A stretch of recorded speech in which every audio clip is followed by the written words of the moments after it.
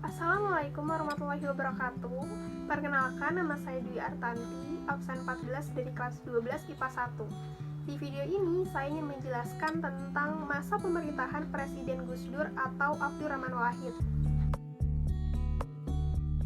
Kiai Haji Abdurrahman Wahid atau yang akrab disapa Gus Dur lahir di Jombang, Jawa Timur pada tanggal 7 September 1940 dan meninggal dunia di Jakarta pada tanggal 30 Desember 2009. Beliau adalah Presiden Indonesia yang keempat setelah menggantikan Presiden B.J. Habibie dengan 373 suara. Beliau dipilih pada sidang paripurna MPR setelah pidato pertanggungjawaban Presiden Habibie yang ditolak oleh MPR. Gus Dur disahkan menjadi Presiden Indonesia yang keempat bersama Megawati Soekarno Putri sebagai wakil presidennya pada tanggal 20 Oktober 1999 dan pemerintahannya dibantu oleh Kabinet Persatuan Nasional. Gus Dur adalah putra pertama dari 6 bersaudara. Gus Dur lahir dalam keluarga yang sangat terhormat. Ayahnya bernama Kiai Haji Wahid Hasyim. Beliau terlibat dalam gerakan nasionalis dan menjadi Menteri Agama pada tahun 1949. Ibunya bernama Hajah Solehah, yaitu putri pendiri Pondok Pesantren Denanyar Jombang. Gus Dur kemudian menikah dengan Sinta Nuriyah dan dikaruniai 4 orang putri, yaitu Alisa, Jenny, Anita, dan Inayah. Setelah menjabat, pemerintahan Presiden Gus Dur mengeluarkan beberapa kebijakan politik. Beberapa di antaranya adalah Departemen Penerangan dibubarkan karena dianggap mengganggu kebebasan pers.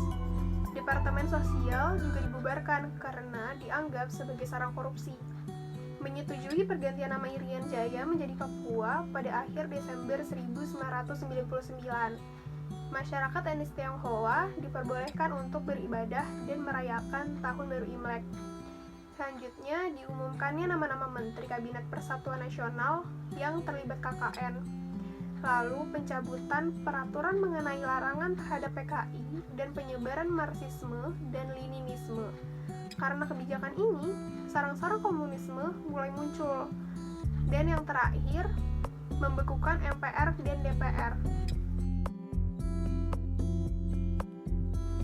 Selanjutnya, kebijakan-kebijakan pada pemerintahan Gus Dur dalam bidang ekonomi antara lain melawan tekanan IMF, ketimpangan turun, dan pada masa pemerintahan Gus Dur ini, kondisi perekonomian Indonesia mulai membaik dibandingkan era sebelumnya.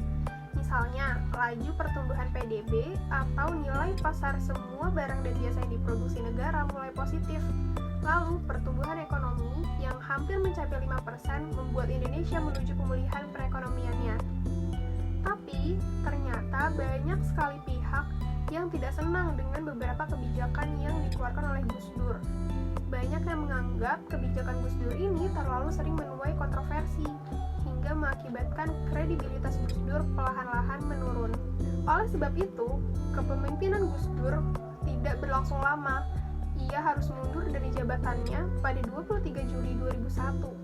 Puncak jatuhnya itu ketika MPR yang saat itu dipimpin oleh Amin Rais atas usulan DPR mempercepat sidang istimewa MPR.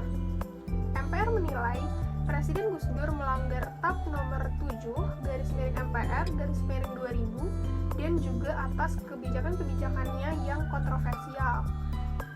Setelah Gus Dur lengser, kemudian jabatan presiden ini digantikan oleh wakilnya, yaitu Megawati Soekarno Putri. Sekian penjelasan dari saya, kurang lebihnya mohon maaf. Wassalamualaikum warahmatullahi wabarakatuh.